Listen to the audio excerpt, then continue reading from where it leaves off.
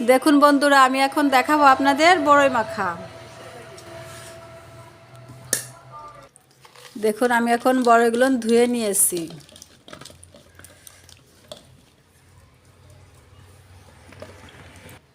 এখন আমি এটাকে এভাবে কেটে নিব।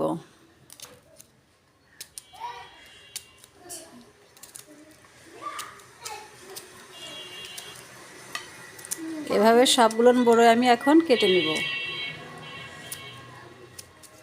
দেখুন কত সুন্দর করে কেটে নিয়েছি।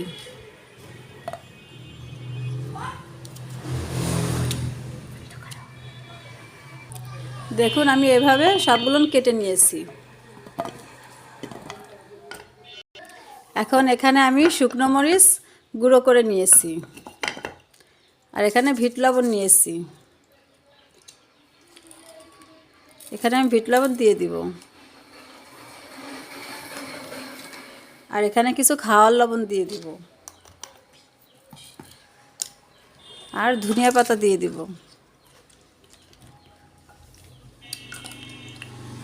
এখন আমি গুঁড়ো করা শুকনো মরিচ দিয়ে দিব।